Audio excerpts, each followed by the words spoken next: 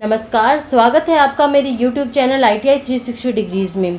बच्चों, आप सभी बहुत कंफ्यूज हो रहे हैं मॉक टेस्ट को लेकर के। आपके बीच मतलब कुछ बच्चों में बहुत भ्रांतियां आ गई हैं इस मॉक टेस्ट को लेकर के। तो मेरा जो ये आज का वीडियो है, मुझे इसीलिए आज का ये वीडियो बनाना पड़ा ताकि आपके ये सभी जो डाउट्स हैं, जो कन्फ्यूज़न पैदा हो रहे हैं आपके दिमाग में, ये सभी क्लियर हो जाए।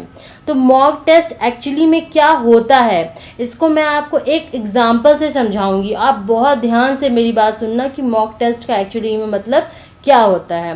तो जैसे बच्चे, आप जब बाज़ार में जाते हैं, मार्केट जाते हैं, और वहाँ पे आप देखते होंगे जो कपड़े की दुकान होती है उसके बाहर एक पुतला रखा होता है और इस पर कपड़े पहनाए गए रहते हैं।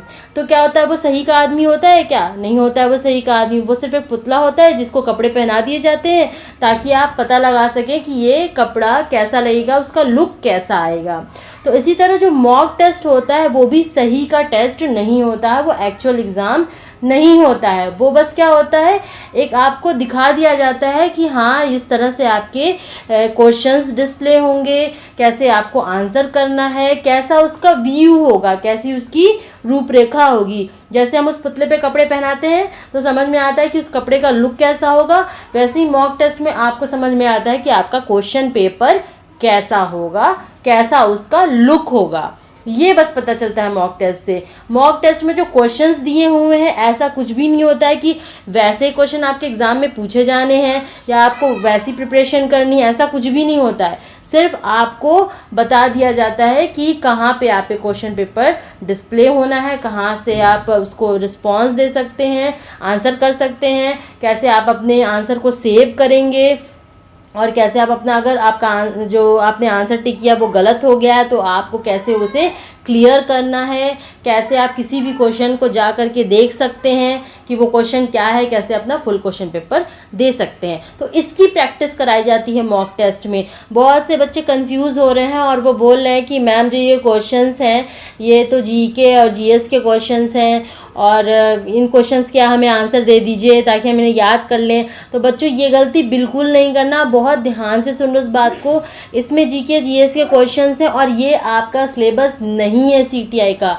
मैं आपको पहले ही बता चुकी हूँ नोटिफिकेशन में भी, और बार बार आपको ये बात बताई जा रही है कि जो सीटीआई का एक्चुअल एग्ज़ाम होगा उसमें आपके 75% जो क्वेश्चंस होंगे वो टेक्निकल से होंगे, जो भी आपकी ट्रेड है उससे रिलेटेड होंगे, और जो 25% क्वेश्चंस होंगे वो एप्टीट्यूड और रीजनिंग से होंगे। जीके जीएस का क्वेश्चन नहीं आने वाला है उसमें। तो आप इन क्वेश्चंस का आंसर ढूंढने में और इन्हें याद करने में अपना टाइम वेस्ट मत करना।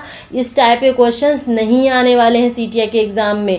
सिर्फ आपको इस मॉक टेस्ट की प्रैक्टिस इसलिए करनी है ताकि आप ऑनलाइन एग्ज़ाम दे सकें, अपने क्वेश्चंस को, अपने क्वेश्चन पेपर को अटेम्प्ट कर सकें।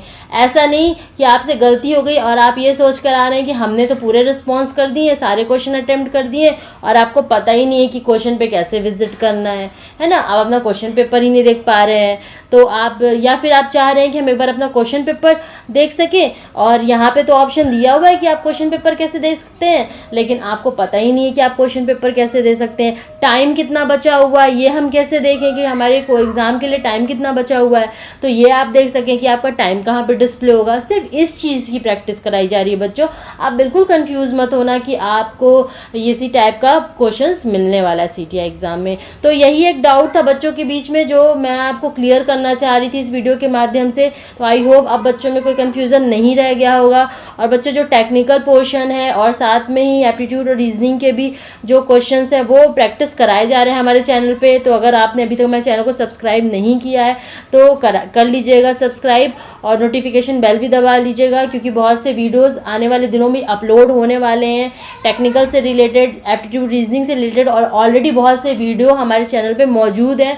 आप उसे देख लीजिए, उसे पढ़ लीजिए, आपको बहुत मदद मिलेगी सीटीआई एंट्रेंस एग्ज़ाम को क्लियर करने में। तो आज के लिए बस इतना ही, और मुझे लगता है कि अब आप अच्छी तरह समझ चुके होंगे कि मॉक टेस्ट का क्या मतलब होता है। धन्यवाद।